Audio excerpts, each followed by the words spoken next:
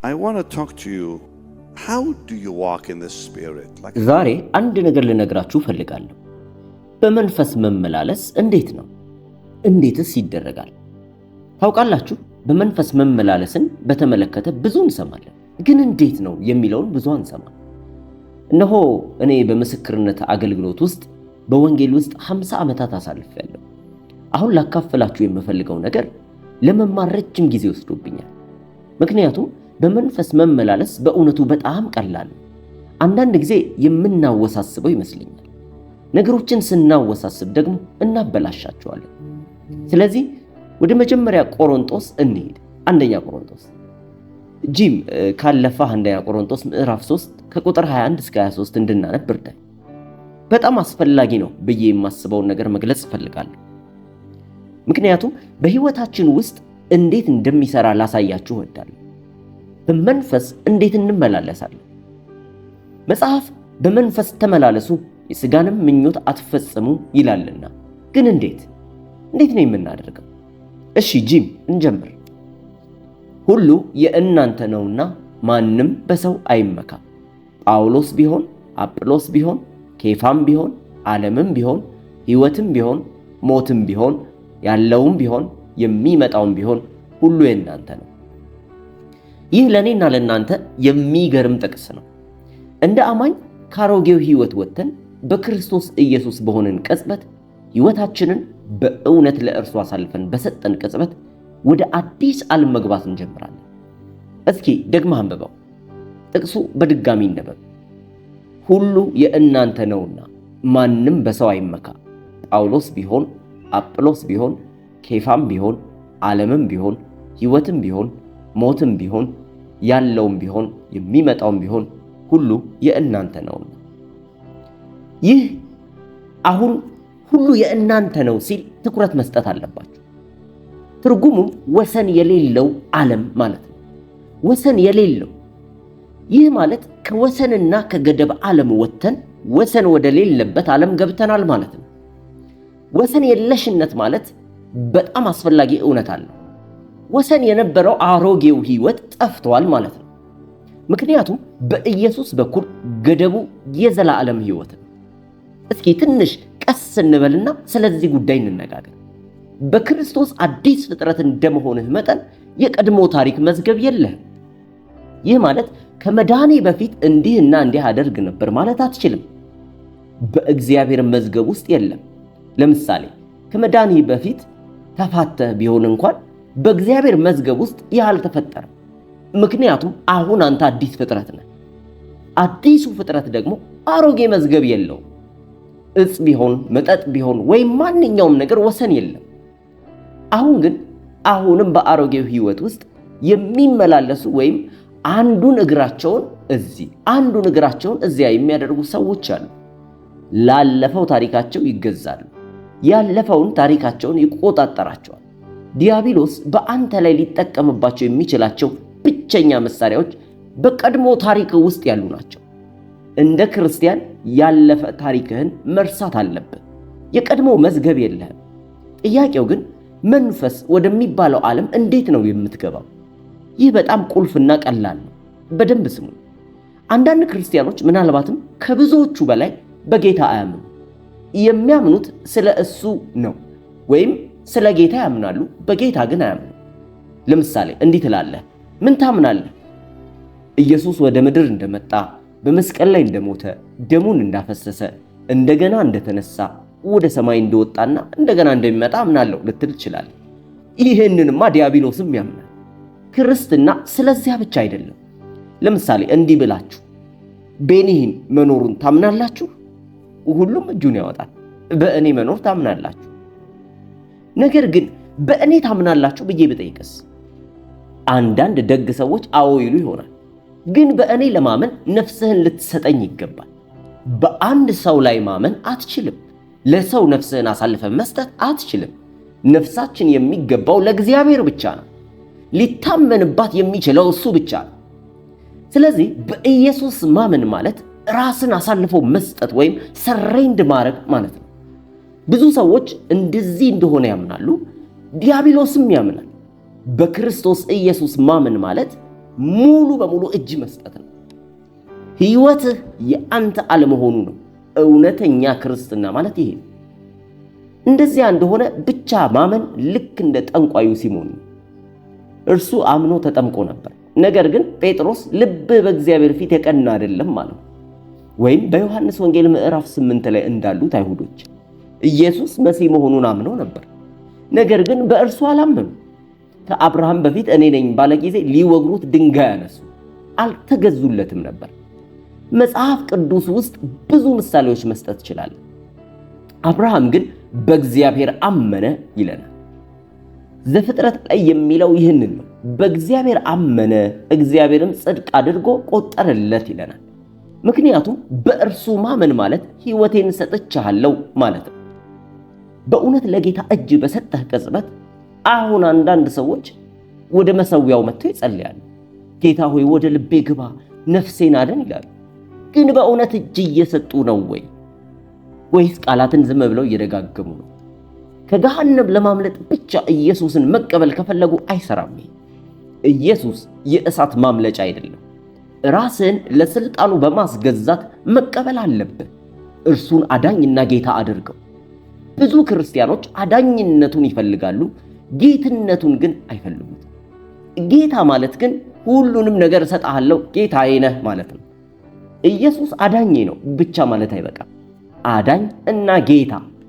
ጌታ ማለት ደቀ መዝሙርነት ነው። ጌታ ማለት የእሱን ፍቃድ ለማድረግ መገዛት ማለት ነው። ጌታ ማለት ቃሉን መታዘዝ። ጌታ እንዲህ ብሏል፣ የምለውን ሳታደርጉ ለምን ጌታ ሆይ ትሉኛላችሁ ብሏል።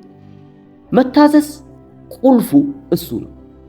ነገር ግን ሕይወትህን ለእርሱ ሳትሰጥ ሳታስገዛ እንዴት ልትታዘዘው ትችላለህ?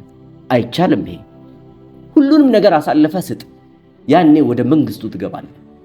በመንግስቱ ውስጥ ስትሆን ደግሞ ወሰን ወደ ሌለበት አዲስ ዓለም ትገባለህ። ለምሳሌ ሙሴን እንመልከት። እየሰማችሁኝ ነው? ሙሴ ከፊቱ ቀይ ባህርን እያየ ነው። ዞር ሲል ደግሞ የግብፅን ጦር ያያል። ቆይ አንዴ፣ ሙሴ በእውነት ቀይ ባህርን ወይም ጦሩን ነው ያየው? አይደለም። ለምን? እግዚአብሔርን ነበር ሲያይ ነበር።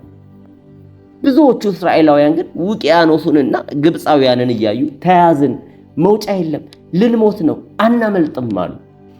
እግዚአብሔር ግን ያለው በትርህን አንሳ ብቻ ነበር። ሙሴ በመንፈስ ይመለከት ነበር። ከፊትህ ውቅያኖስ፣ ከኋላ ደግሞ ጦር ሰራዊት እያለ በትር መጠቀም በሰውኛ እይታ ምንም ትርጉም አይሰጥም። እርሱ ግን እግዚአብሔርን አየ፣ በመንፈስ ተመላለሰ። ባህሩን አላየም፣ ሰራዊቱን አላየም። ያየው ጌታን ነበረ። እግዚአብሔር ለምን በግንባርህ ትወድቃለህ? ተነሳ፣ በትርህን ዘርጋ ባለው ጊዜ ሙሴ ጌታን ስላየ ወዲያውኑ ታዘዘ፣ ከቃሉ ጋር ተገናኘ። ጌታን ባየ ጊዜ ወዲያውኑ በመንፈስ መመላለስ ጀመረ። በመንፈስ ሲመላለስም ያ ታላቅ የሆነ ውቅያኖስ ተከፈለ። እርሱና እስራኤል በደረቅ ምድር ተሻገሩ። በዘኍልቍ ምዕራፍ 13 እና 14 ላይ የተጠቀሱትን ሰላዮች ታስታውሳላችሁ?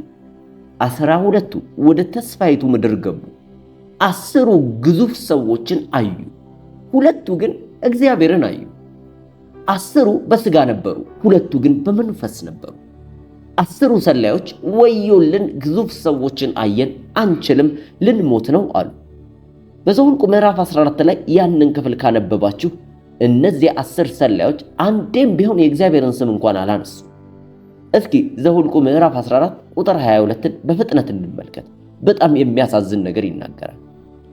ክብሬንና በግብፅ በምድረ በዳም ያደረግኩትን ተአምሬን ያዩት እነዚህ ሰዎች ሁሉ ብሎ ይናገራል። ቆይ እንዴ፣ ክብሩን አይተዋል? አዎ። ተአምራቱንስ? አዎ። በግብፅና በምድረ በዳ ያደረገውን ክብሩንና ተአምራቱን እያዩ 10 ጊዜ ፈተኑት። ቃሉንም አልሰሙ። ክብሩን አዩ፣ ተአምራቱን አዩ፣ ግን እግዚአብሔርን አላዩትም። አንችልም፣ ልንሞት ነው ያሉት እነዚህ ሰዎች ክብሩን አይተው ነበር። በሌሊት የእሳት አምድ፣ በቀን የደመና አምድ ሲመራቸው አይተዋል። ቀይ ባህር ሲከፈል አይተዋል። የእግዚአብሔርን ኃይል በታላቅ ሁኔታ አይተዋል። ድምፁንም ሰምተዋል። በኦሪት ዘጸአት ላይ በዚያ ተራራ ስር ቆማችሁ እኔ እግዚአብሔር አምላክ ነኝ፣ ከእኔ በቀር ሌሎች አማልክት አይሆኑልህ የሚለውን የእግዚአብሔርን ድምፅ በጆሮአችሁ ብትሰሙ ምን ትሆኑ ነበር? በመንቀጥቀጥና በፍርሃት ለሙሴ እኛ ብንሰማ እንሞታለን፣ አንተ ንገረን አላላችሁም?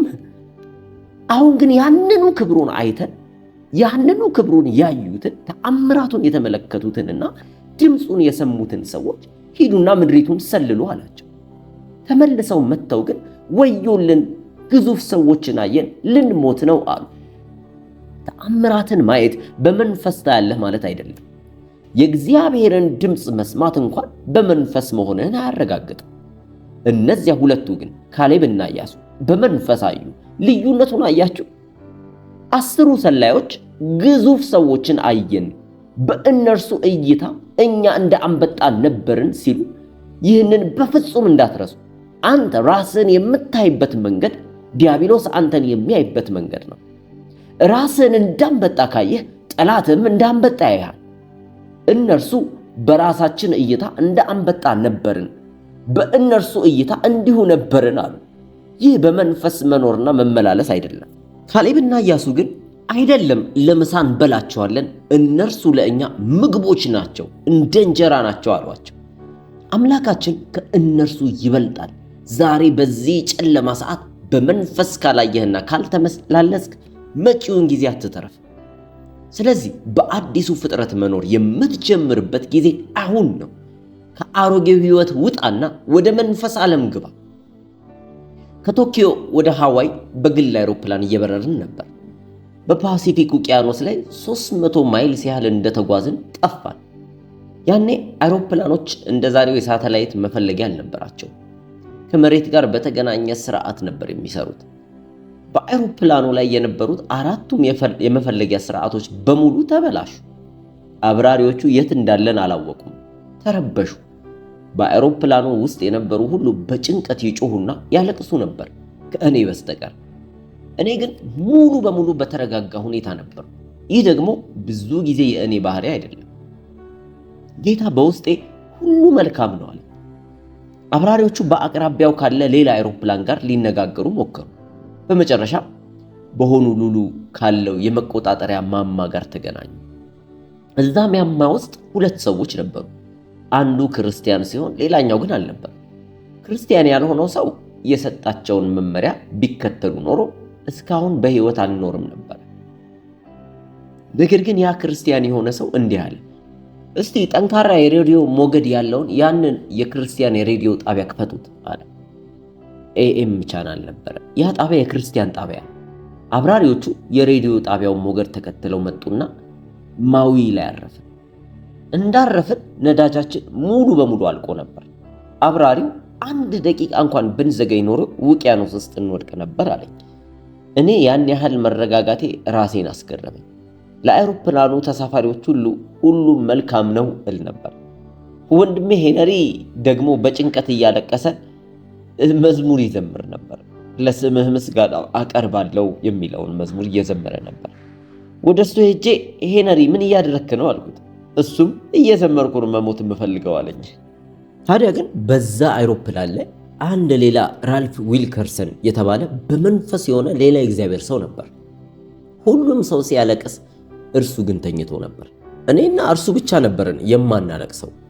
ወደ እርሱ ሄጄ ራልፍ ተነስተ ብትጸልይ ይሻላል አልኩት። እርሱ ግን ተወኝ፣ ኢየሱስም በማዕበሉ መካከል ተኝቶ ነበር አለኝ።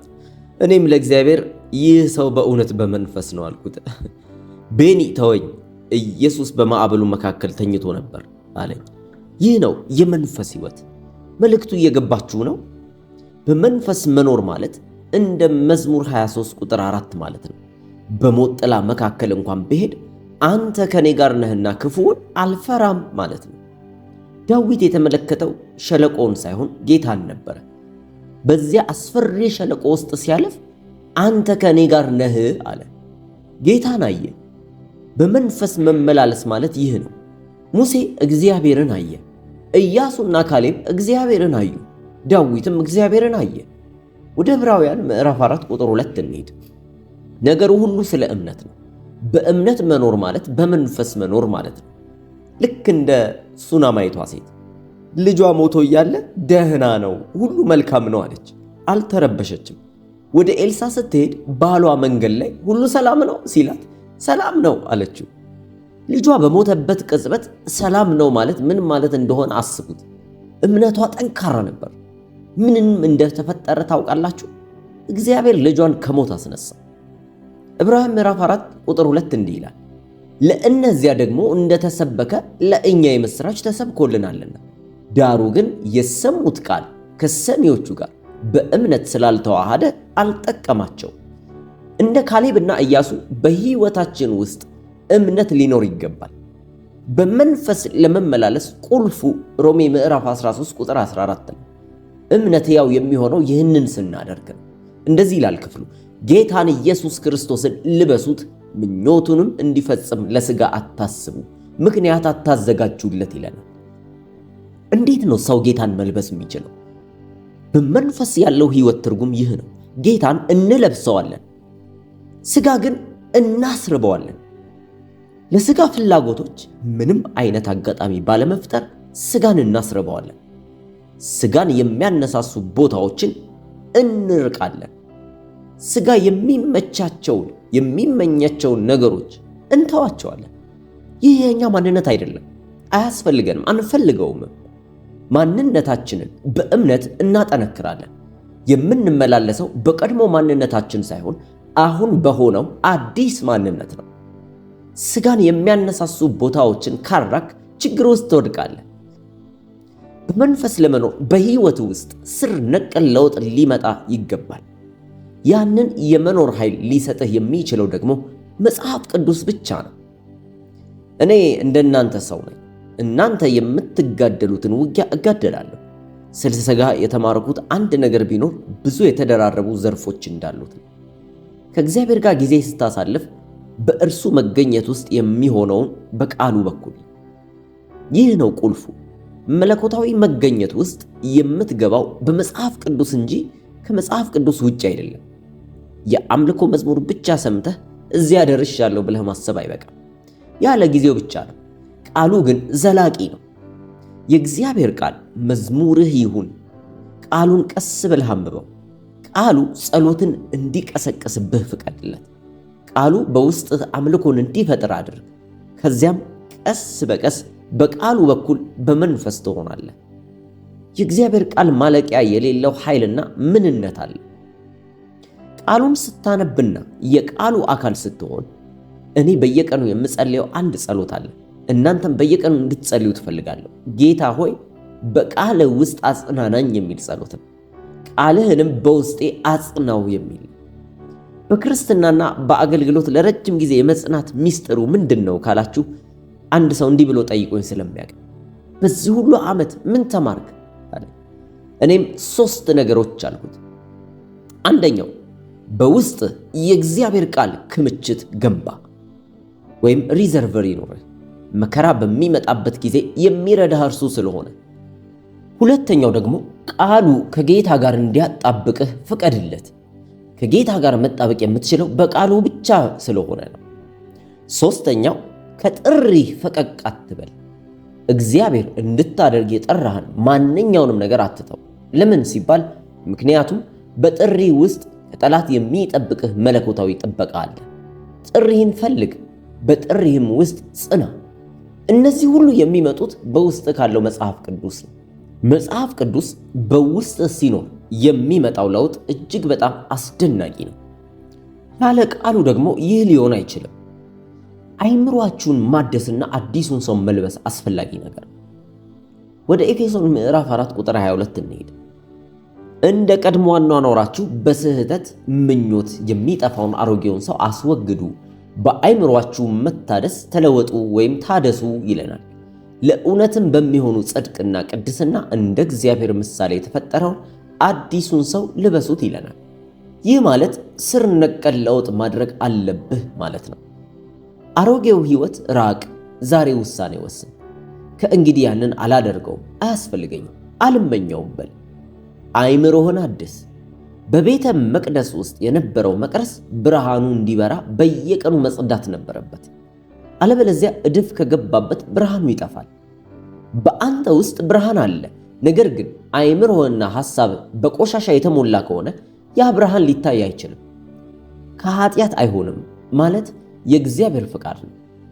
ነገር ግን አይሆንም ለማለት በውስጥህ ኃይል ሊኖር ይገባል። ያ ኃይል ደግሞ መጽሐፍ ቅዱስህ ነው። ይህንን ደጋግሜ እነግርሃለሁ። መጽሐፍ ቅዱስ የእግዚአብሔር ቃል ስለሆነ ብርቱና ኃይለኛ መጽሐፍ ነው። በየቀኑ አንብበው፣ ቸል አትበለው። ቁልፉ ይህ ነው።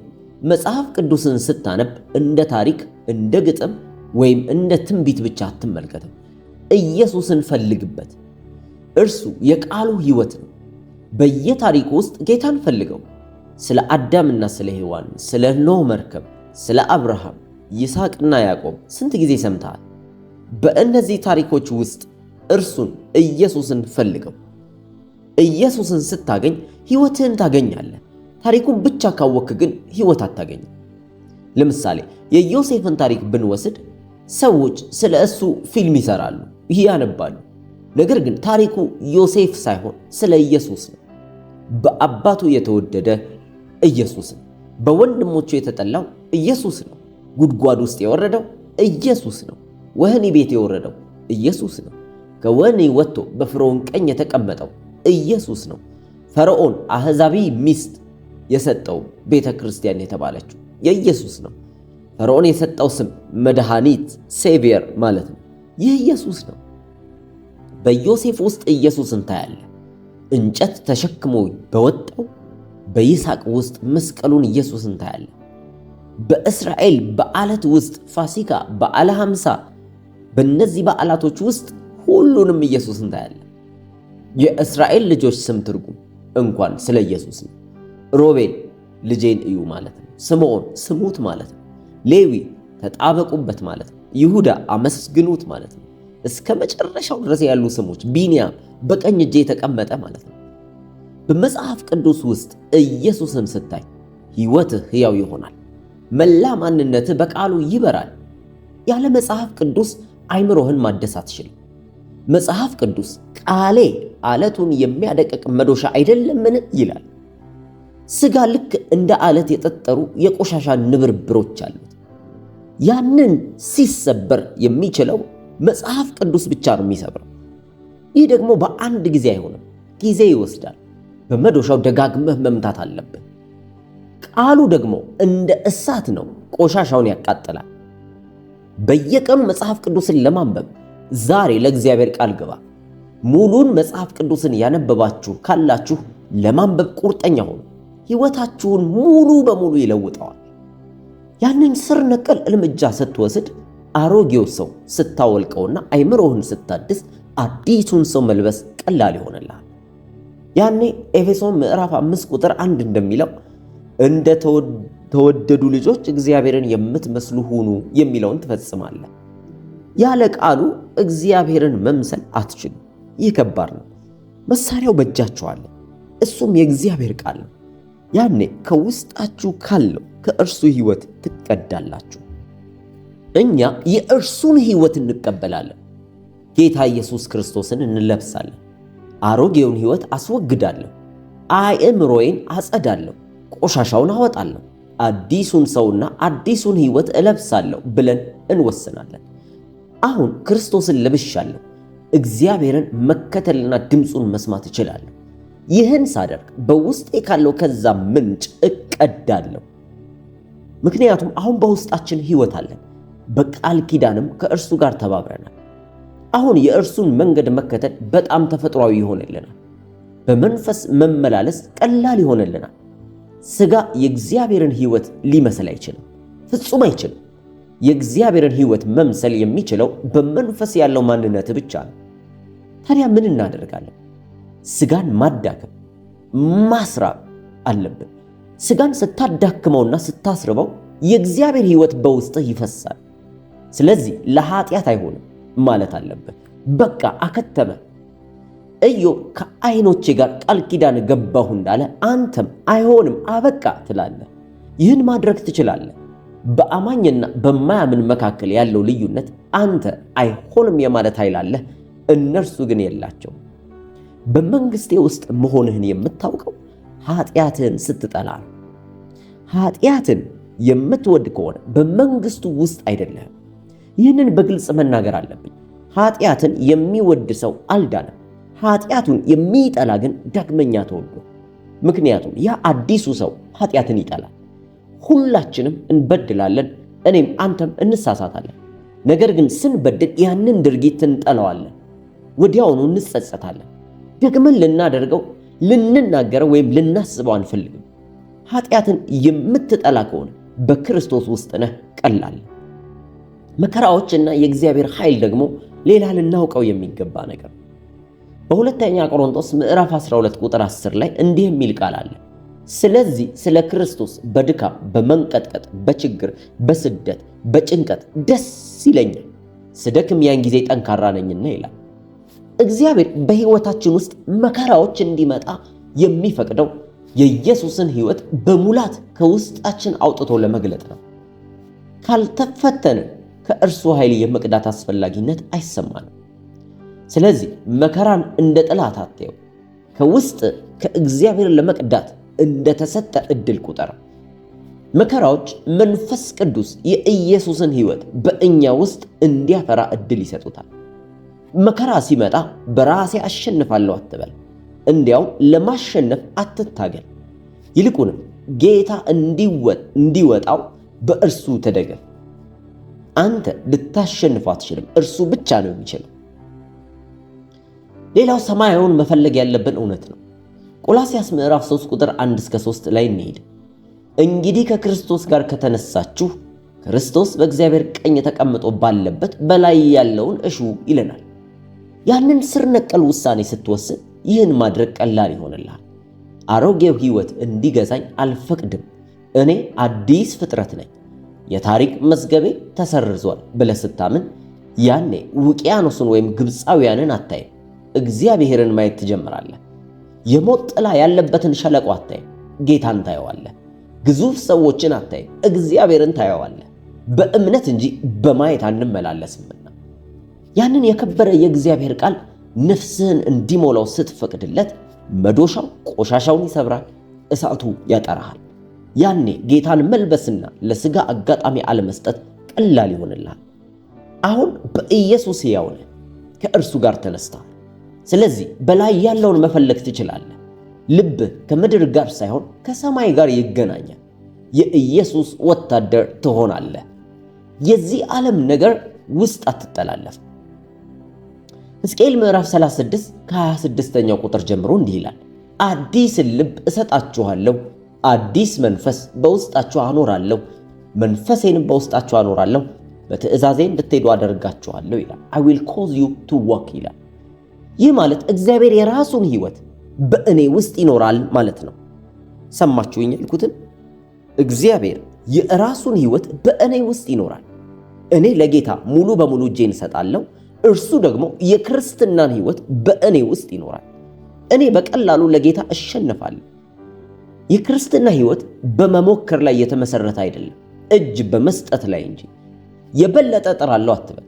መጽሐፍ ቅዱስ ሞክሩ አይልም፣ ተገዙ፣ እጅ ስጡ ነው የሚለው።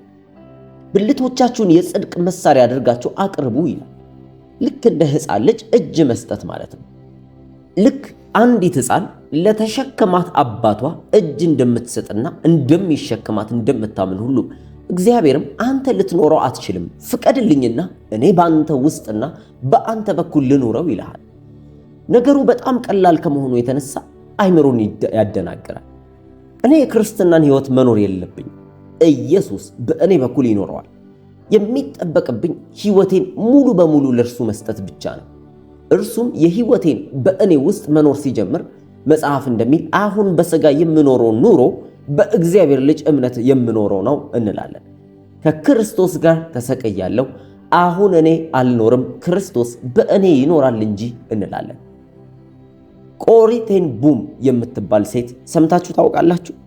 በሃይዲንግ ፕሌስ ወይም የመሸሸጊያው ስፍራ የተባለውን ፊልም የእሷ ታሪክ ነው። በሁለተኛው የዓለም ጦርነት ወቅት በሆላንድ አይሁዳውያንን ከናዚዎች ደብቀው ነበር። ተይዘውም በማጎሪያ ካምፕ ውስጥ ስለ ጌታ ብዙ መከራ ተቀብላለች። እኔ ወጣት እያለሁ አግኝቻት ነበር። እንዲያውም አብረን ጨፍረን ነበር። ጉንጮቼን እንዲህ ይዛ ይህንን ፊት ከየት አገኘኸው ስትለኝ ከእስራኤል አልኳት። እርሷም ሻሎም አለችኝ። በሰባዎቹ ውስጥ በሆላንድ ስትሰበክ የሰማሁት አንድ መልእክት ሕይወት ይለወጠው። አንድ ጓንት አነሳችና እንዲህ አለች፣ ይህ እናንተ ናችሁ፣ ባዶ ጓንት። ከዚያም ሌላኛውን እጇን አነሳችና ይህ ደግሞ ኢየሱስ ነው አለች። ከዚያም ጓንቱ ጥቅም ላይ ሲውል የሚችለው እጅ ሲገባበት ብቻ ነው አለችና እጇን አስገብታ አውራ ጣቷን ብቻ ጓንቱ ውስጥ አስገባች። አሁንም ሊጠቀምባችሁ አይችልም አለች። ምክንያቱም የሕይወታችሁ ጥቂት ክፍል ብቻ ነው የሰጣችሁት፣ ምንም ሊያደርግላችሁ አይችልም አለች። ሁለተኛውን ጣት አገባችና አሁንም በከፊል እጅ ሰጥታችኋል፣ ይሁን እንጂ ሙሉ በሙሉ አልገባም አለች። ሦስተኛውንም አራተኛውንም ጣት ገባ፣ እንዲሁም አንድ የቀረ አለ። የመጨረሻ ሙሉ እጇን ጓንቱ ውስጥ ከተተችው። አሁን አለች፣ አሁን በእናንተ በኩል ሰዎችን መንካት ይችላል፣ በሽተኞችን መፈወስ ይችላል፣ በእናንተ ማንኛውንም ነገር ማድረግ ይችላል አለች። ያንን መቼም አረሳው። ጌታ ሆይ የእኔን ጓንት ውሰድና ሙላው አልኩት። የክርስትና ሕይወት ይህ ነው። ክርስቲያን ማለት እንዲህ ማለት ነው። ዴቪድ ዱፕሌስ የተባለ ታላቅ የእግዚአብሔር ሰው እንዲህ ብሎ ነበር። ክርስቲያን የሚለውን ቃል ተመልከቱት አለ። ክራይስት ኢን ዩ ማለት ነው። አይ አም ነቲንግ፣ እኔ ምንም አይደለሁም ማለት ነው። ክራይስት አይ አም ነቲንግ፣ ክርስቶስ እኔ ምንም አይደለሁም ማለት ነው። ክርስቲያን ማለት ኢየሱስ በሕይወትህ እንዲኖር ከፈለግህ ምንም ሁን። ካትሪን ኩልማን ለእግዚአብሔር እንዲህ ትል ነበር፣ ጌታ ሆይ የምሰጥህ ምንም ነገር የለኝም፣ ምንም የማቀርብልህ ነገር የለኝም፣ አንዱን ባዶ መሳሪያ ወስደህ ትጠቀምበታለህ አለች። እኛ ለእርሱ ከፍቅራችንና ከሰውነታችን ውጪ የምንሰጠው ምንም ነገር የለንም። መጽሐፍ ቅዱስ ሰውነታችሁን ሕያው መሥዋዕት አድርጋችሁ አቅርቡ ይላል። በራስህ ለመሞከር የምታደርገውን ጥረት አቁም። አይሰራም። ዛሬ ጸልያለሁ ትላለህ፣ ትወድቃለህ። እንዲህ አደርጋለሁ ትላለህ፣ ትወድቃለህ። ምክንያቱም መገዛትን አታውቅም። ዝም ብለህ ራስህን ልቀቅ። እስቲ አንድ የመጨረሻ ጸሎትን ጸልይ። አባ ሆይ ዛሬ በዚህ አገልግሎት ላይ አንድ ጸሎት ጸልያለሁ። በሕይወታቸው ውስጥ በረከት እንዲያፈራ ጸልያለሁ። ሰዎች እንዲድኑ እንዲፈወሱና ሕይወታቸው እንዲለወጥ በሰማይ ለማየት የሚበቁ እንዲሆኑ አድርጋቸው። ጌታ ሆይ አንተም ይህንን አገልግሎት ባርክ። አምላኬ ሆይ ሲታዘዙህና ሲያከብሩህ አንተም ባርካቸው። እጃቸውን ሲሰጡህ ተጠቀምባቸው። ስለ ክቡር ስምህ ብለህ አክብራቸው። በሕይወታቸው ያለውን ፍላጎት ሁሉ ለክብርህ ብለህ ሙላላቸው። የእግዚአብሔር ሕዝብ አሜን ይበል። Let go. Lift your hands. I want to pray for you. ይህንን መልእክት ተርጉመን ወደ እናንተ ያቀረብንላችሁ አማርኛ ቲዩቦች ነን። ልክ እንደዚህ ያለ የሚጠቅም የታላላቅ የእግዚአብሔር ሰዎችን መልእክት ወደ አማርኛ ተርጉመን እንድናቀርብላችሁ በአስተያየት መስጫ ላይ የምትፈልጉትን የእግዚአብሔር ሰው መልእክት ጻፉልን። እኛም መርምረንና ፈትሸን ወደ እናንተ እናቀርባለን። በእርግጥም ይህ መልእክት ደግሞ እንደጠቀማችሁ ካስተዋላችሁ አሁኑኑ ለሌሎች ሼር በማድረግና እንዲህ አይነት ቪዲዮዎች ሲለቀቁ ዕለት በዕለት የእግዚአብሔርን ቃል የምትማሩባቸውን መልእክቶች ቀድሞ እንዲደርሳችሁ ይህንን ቻናል ሰብስክራይብ በማድረግና መልእክቱን ላይክ በማድረግ መውጣት እንዳትረሱ። ሐሳብ አስተያየታችሁን አስቀምጡልን። መልካም ጊዜ